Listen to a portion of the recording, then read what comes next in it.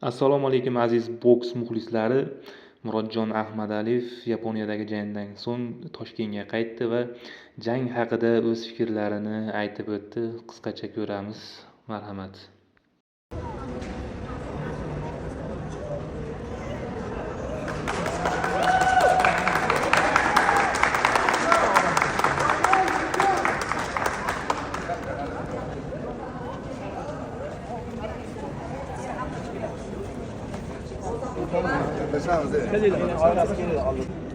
Assalomu alaykum. Jang boshidan oxirigacha siz ko'p zarbalar bilan, chap qo'l zarbalari bilan masofani ushlashga harakat qildingiz. Bu taktika rejalashtirilganmi yoki o'sha daqiqalarda o'ylangan rejami? Assalomu alaykum barchaga.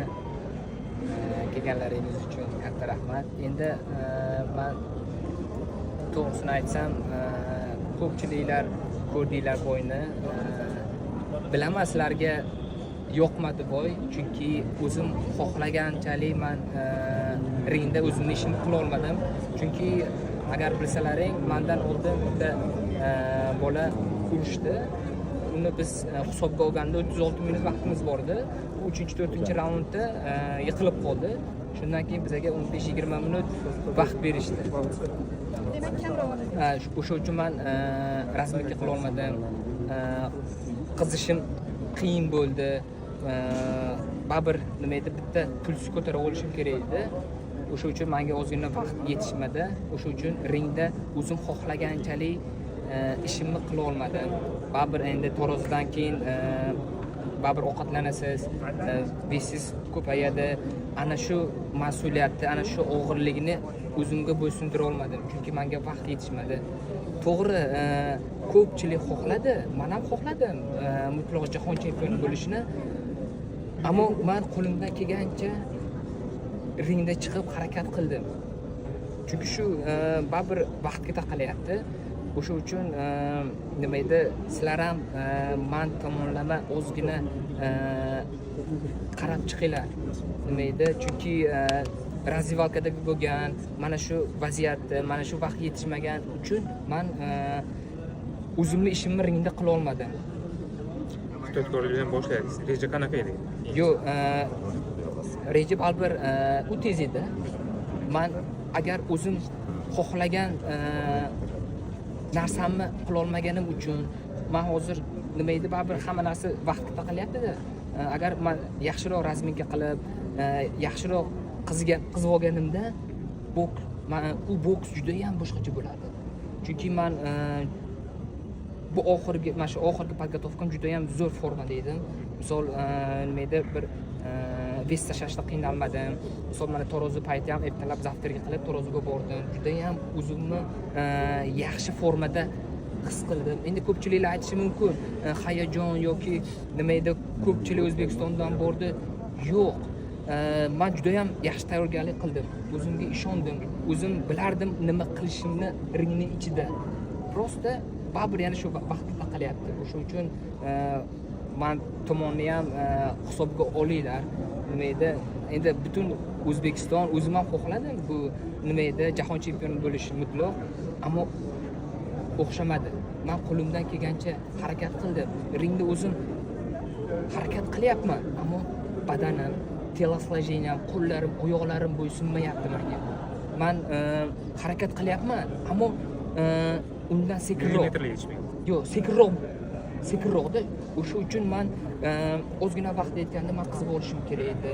Sal o'zimni sportsmen baribir o'zini pulsini bitta ko'tarib olish kerak edi ringdan chiqishidan oldin. Keyin sekin dam olib, raundlar ichida dam olib, yana raf olib, bitta sportsmen o'zini pik formasiga chiqib oladi. Keyin sekin ringga chiqqandan keyin o'zini ishini qilish kerak edi. No, o'xshamadi. Men qo'limdan kelgancha harakat qildim. Hammasi g'alaba ham, mag'lubiyat ham Allohdan. Xudo xolasa biz inshaalloh kuchli bo'lib qaytamiz. Xudo xolasa agar u Inoya 126 poundga o'tsa, kamallari vakant qoldiradi. Xudo xolasa men kamallari qo'lga kiritib birlashtiraman inshaalloh. Vakant qolingan kamar bilan tapaliz bilan tushishingiz mumkinmi emas? Endi uni to'g'risini aytsam, hozir nimadir deya olmayman bu yerda turib. Endi uni biz menejerlarimiz bilan gaplashib, maslahatlashib nima bo'lyapti hozir, nima qilish mumkin yana chempionlikka urishish uchun. Endi buni o'zi vaqt ko'rsatadi.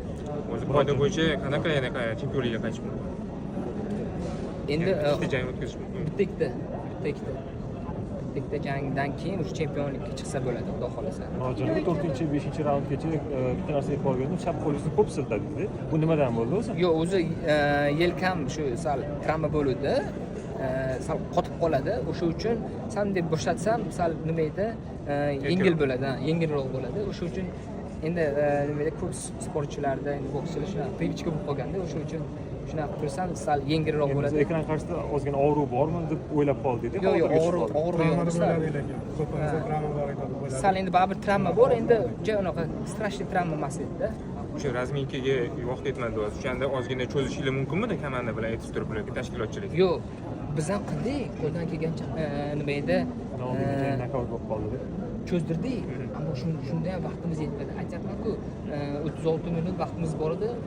Bu bola 3-4 raundga qolib qoldi. O'sha uchun shuni tepirovit qilyapmiz, mintabat qilyapmiz qo'limizni. Ozgina nima edi, qo'llari siltab razminkalar qilib, sразу перчатка kiyib, уже lapalar o'tib, shundan keyin sразу chiqib ketdi. O'sha uchun biz xohlagan, muxlislarimiz, xalqimiz xohlagan natijani qila olmadi. O'sha uchun xafa bo'lmaysizlar, endi xudo xolasa hammasi Allohdan, men inshaalloh kuchli bo'lib qaytaman. Inoy kabi pound for pound chempion bilan bir ringda turganingiz sizga keyingi janglaringizda qanday tajriba berdi?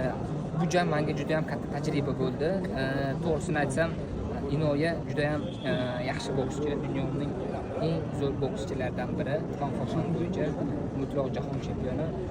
Bunday olib qarasak, tezlikka tez, ammo ko'pchilik xohlagan monster degan taxallusi bor-ku, unchalik strashniy wow deganisi yo'q. Tezligi uchun udari qattiqroq bo'lishi mumkin, ammo menga hech qanaqa nima edi, kuchli o'zini bosimini yo'q, kuchli udarini o'tkaza olmadi. Yanada men shu kichkina ozgina daqiqaning ichida shunchalik tayyorlanib chiqdimman. Men o'zimni 100%lik tayyorgarligimda, qizib olganimda, o'zimni telosложениямni, badanimni, qo'llarimni o'zimga bo'ysundirganimda boshqacha boks ko'rsatardi.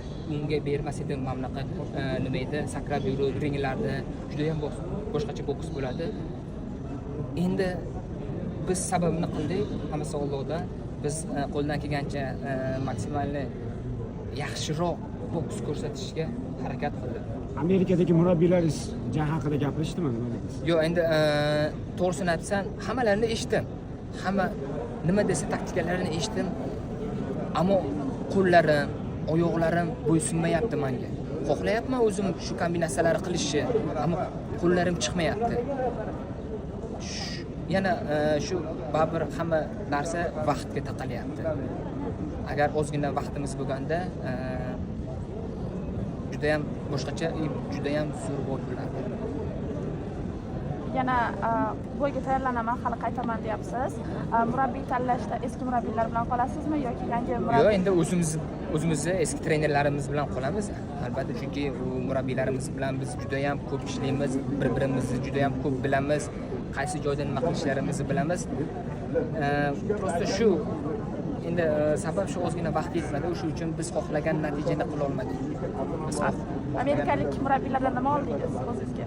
Shuncha vaqt ichida va bugun misol levasini ko'rganda siz aynan shu jihatdan men amerikalik ustozlardan shuncha tajriba oldim deb aytgan bo'lardingiz. Shu oxirgi savol ekan. Amerikalik murabbiylarimdan men juda ham katta tajriba oldim. Professionalda qanaqa urush, qanaqa o'zingizni his qilishingizni, ringda nima qilish kerak, nima qilish kerak emas. Endi baribir havaskor boksdan keyin professional juda ham qiyin bo'ladi. Juda ham ko'p tajriba olganman murabbiylarimga, murabbiylarimga o'z minnatdorchiligimni bildiraman. Katta rahmat. Biz to'xtab qolmaymiz. Xudo xolasa inshaalloh kuchli bo'lib qaytamiz. Rahmat. Sog' bo'ling.